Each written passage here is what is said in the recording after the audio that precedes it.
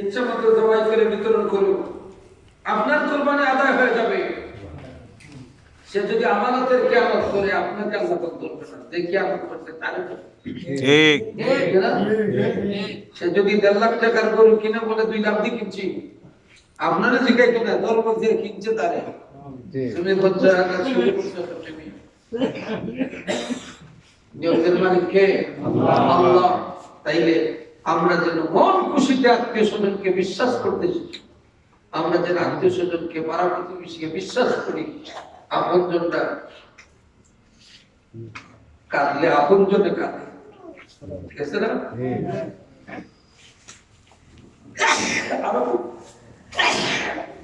আরোগ্য মানুষ আমাদের দেশে আরেকটা ফিতনা যে এতিমখানায় কোরবানির টাকা দিয়ে দাও।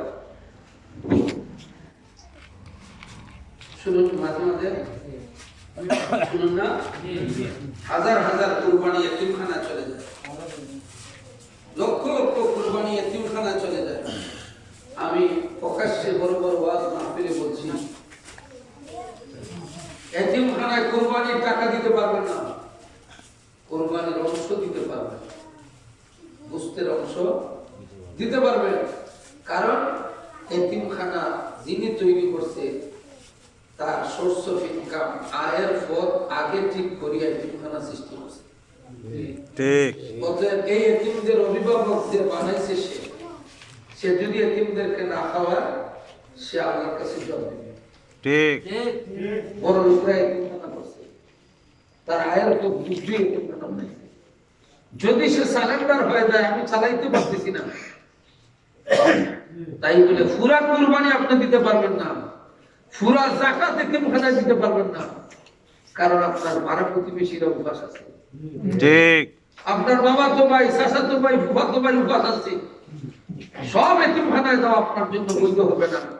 একটা বংশ দেওয়া যায়, মাসলাটা বুঝছেন আপনারা? শুধু এতিমখানা নিজের চাচা তো ভাই উপাস, আর এতিমখানা ফ্রিজও ছাগল গুলো আটেন না, আর আপনি যা বেটো বা এর টাইসে পাবেন, আলোচনা ঠিক আছে আছে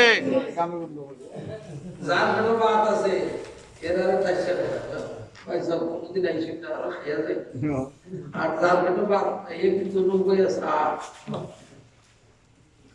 তারা কিন্তু নাই। আমরা এত নিশ্চয় কুরবানির গরু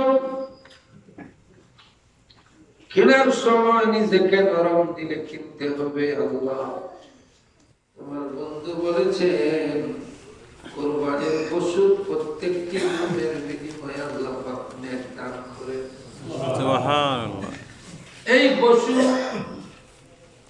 চুলের চাইতে চিকন, কুরের চাইতে দাম, ফুল সিরাতের ব্রিজ পার করে দিবে। সুবহানাল্লাহ। এই পশুর রক্ত মাটিতে পড়ার আগে আল্লাহ পাক রব্বুল আলামিন কুরবানি কবুল করে নেন। সুবহানাল্লাহ। দিলটাকে নরম রাখবেন। কুরবানির দেওয়াটা বেটাগিরি নয়, বেটাগিরি হচ্ছে কুরবানি কবুল হওয়ার নাম। কুরবানি কবুল হইল কিনা ওই চিন্তায় রাত দিন পয়দা, চোখের পানি ছেড়ে কাঁদবেন, আল্লাহ আমার কুরবানি কবুল হইছে। আল্লাহ কুরবানি দিলে এটা বাগানে মুখের বিষয় না। এবার দিছি বা দেশ এর নাম কুরবানি না, তার নাম আমার আল্লাহ আমার কুরবানি কবুল করছেন।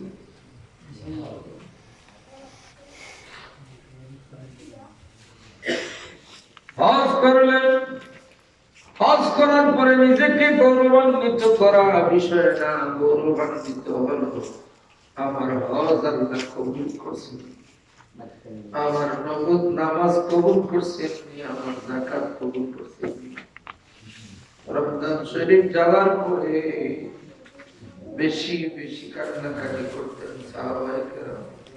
প্রশ্ন করা হলো শরীফ চলে যাচ্ছে, আপনারা কেন কাঁদেন? এই রমজান শরীফ পাইয়া যে গুনাহ মাফ করাইতে পারল না, তার মতো কপাল পোড়া আর হইতে পারে না। চিন্তায় আছি এই রমজান শরীফে গুনাহ মাফ হইছে। কুরবানির গরু কিনলেন। হাদিস শরীফ মুসনাদে আহমদ সহিহ সনদে হাদিস, রাসূল বলছেন কুরবানি দাও। রাসূল উট, গরু, মহিষ, উটকে রাসূল 60 জনের পক্ষ থেকে জমা দিয়েছেন। সহিহ শরীফের হাদিস, 60 জনের পক্ষ থেকে কুরবানি দেওয়া যায়। নামে হবে আল্লাহর নামে পক্ষ থেকে কজনের? 60 জনের পক্ষ থেকে আল্লাহর নামে। সুবহানাল্লাহ। ফিতনা মোবাইলে বলতেছে 60 জনের নামে করা যাবে। আমরা পুরান ইসলাম মানি না, নয়া ইসলাম মানি। আমরা পুরানা ইসলাম মানি না, নয়া ইসলাম মানি। পুরানা ইসলাম মানি, পুরাটা মানি। নতুন ইসলাম আপনার দরজায় আসছে বলে আমরা এটা মানি না। লেভেলে ইসলাম, খামে ইসলাম না। আর খাজে সব দিক দিয়ে ফিরতে ইসলাম আল্লাহর ওলিরা নিয়ে আসছে, ওইটা আমরা মানি। আমাদের বাপ দাদা পূর্বপুরুষরা কয় নামে দেখেছে? গরু কয় নামে দিছে? 7 নামে কুরবানি দেওয়া যায়। 60 জনের পক্ষ থেকে আপনার নামে বলেন না সুবহানাল্লাহ। এখন এর মধ্যে কিন্তু রিস্ক আছে। 60 জনে কুরবানি দিলে রিস্ক আছে। 60 জনের পক্ষ থেকে যেমন 70,000 টাকা দিয়ে গরু, জনে 10,000, 60 জনে 7 10 70, এর জন্য 20 লাখ টাকা ব্যাংক করতে ডিপোজিট, মাসে মাসে লাভ তুলে এসে ভাই নতুন বেড়াই না থেকে 2,000 ব্যাংক থেকে উঠে এখন না দিছি। আসল কিছু না, সুদ দিছে। বাকি 6 জনের 6 দশে 60 পাতি, 1 দশে 6 পাতি। এই জন্য 7 নামে রিক্স আছে। 7 নামে রিক্স আছে। সবার সমানের জন্য একদিন কি নষ্ট করতে গিয়ে কয় গুণা রাজি লাগবো? 1 গুণা রাজি লাগবো। যেহেতু পশু একটা, অতএব 60 জনের নিয়ত হতে হবে আল্লাহকে খুশি করার জন্য। একজনে যদি করে আমার খালি বুঝাই একজনে বললো আমার বাচ্চারা চলে যাতে বুঝাই যাবে দিলাম তো 60 জনের কুরবানি নিয়ত গেল। কুরবানির মধ্যে আকিকা দেওয়া যায় না, কুরবানির মধ্যে আকিকা দেওয়া হচ্ছে না, অথচ রাসূল আকিকা দিছে।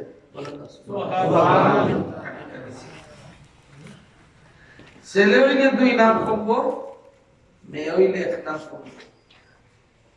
এটা আমার অ্যানালাইজ, আমার গবেষণা হলো, আমি অভিজ্ঞতা বলছি। কুরবানিতে আকিকার নিয়তে বছরের পর বছর অপেক্ষা করার নাম সুন্নত আদায় নয়। সুন্নত হলো ছেলের জন্য করে 7ম দিবসে আকিকা করা। যদি সামর্থ্য না থাকে, আগে ছিলেন গরিব অসহায়, এখন ছেলে বিদেশে গেছে, সামর্থ্য হয়েছে, ধনী হয়েছে, আপনার আকিকা আপনার মা বাবা করতে পারে না, গরিব মানুষ, আপনার নামে আকিকার নামটা দিতে আপনার সামর্থ্য আছে কুরবানি দেওয়ার, আপনার জন্য কুরবানিতে বাচ্চার আকিকা করা ঠিক হবে না। আপনার জন্য যেহেতু আপনার কুরবানি দেওয়া আপনার পক্ষে সম্ভব, অতএব বাচ্চার জন্য 7 দিনের দিন আপনি আকিকা করা আপনার জন্য সুন্দর। সুবহান গরিব সে অসহায় হাকিকত মাস্টাররা বুঝছেন না আপনারা? জি এখন কোরবানির দিন গরুর সাথে ক্ষুদ্র বাছুর গরুকে কষ্ট না দেওয়া। এখন আমাদের দেশে দেখবেন গরু তাড়াতাড়ি টানতে নাকি ব্রেইনে দিই আঘাত করে কুসা দেয়, স্পাইডার কোড না কি বলে, যে তাড়াতাড়ি টাকলেই তো করি গলা আমার দিকে আমাদের মনে রাখবেন জবে করার পরেও পশু মরে না, জীবিত থাকে। আর স্পাইডার আঘাত করে ব্রেইনে দিই, স্বাভাবিক মরণের আগে এদিকে আঘাত করলে গরু স্টুপ করে মারা যায়। করছে তো সব ঠিকই, কিন্তু এই তাড়াতাড়ি এদিকে আঘাত করার কারণে যে স্টুপ করে মারা গেছে, পশুটা জবের কারণে মরে নাই, স্টুপ করে মরছে। এই গরু বুঝতে পাওয়া যায় কি? ও মাই গড দেখেন ফেস মার্কা কত হইছে, দেখেন তো ফেসের উপরে একটা, কারণ স্বাভাবিক ভাবে গরু মরে নাই জবের কারণে, এদিকে আঘাত করার কারণে মারা গেছে, তাড়াতাড়ি স্টুপ করে সে মারা গেছে। যেখানে আঘাত করার কথা না, আপনি ওই জায়গায় আঘাত করে মারছেন, এইটা জবে মরছে না স্টুপ করে মারছে। স্টুপ করে গরু মারা গেলে বুঝতে পাওয়া যায় কি? কোনদিন এই কাজ করবেন না। দেখবেন গরু টান্ন হওয়ার আগে তাড়াতাড়ি টান্ন হইতে পারে মানুষের ভাইয়ের রোগ কাটে, কাটে না? খোসাইও করতে নেই রাস্তা, যারা ছোট টাবাই কেমন যাই চুকি হলে তাড়াতাড়ি অর্ডার একটা আছে তো, কিন্তু না, পাওয়ার রোগ কাটার কোনো হুকুম নাই। গরু ঠান্ডা হওয়ার আগে, গরু সুন্দরভাবে মারা যাওয়ার আগে, জবের কারণে মারা যাওয়ার আগে তার পায়ের রোগ কাটা যাবে না, কারণ রোগ জবের অংশ না। যদি তার অনুমতি থাকা সত্ত্বে আপনি তার পায়ে আঘাত করেন, আল্লাহর কাছে আপনি জব দিতে পশু আমার প্রতি জুলুম করছে। কারণ এখনো তার হুঁশ আছে, তো মামলা করার হুঁশ আছে না? পাও তো আল্লাহ হয়েছিল না, ভারতে কি মান করবো, গলা কাটার লাগে হয়েছে না, আমার গলা হয় কাটবি, আমি রেডি আছি, আমার পাও কাটলো। পশু যেমন আপনার জন্য কল্যাণকর, যেমন রিক্স আছে, আছে না নাই? এই ওয়াজগুলি এলাকার ইমাম সাহেব যারা আছেন বুঝলে দিবেন জুমার নামাজে, পশুকে কোনোভাবেই পায়ের রগ কেটে হত্যা করা যাবে না, পায়ের রশিগুলি ছেড়ে দিবেন। মনে রাখবেন, সায়েন্সের ভাষায় জার্মানির একজন উইলিয়াম হার্ভে তিনি বলছেন যে পশু জবের পরে তার হাত পা যদি বেশি নড়াচড়া করে, এই পশুর গোশত খাওয়া নিরাপদ। আমরা তো বসি কি বাইরে বাস বাড়াইয়া যাতে শ্বাস ফলাইতে না পারে, কিন্তু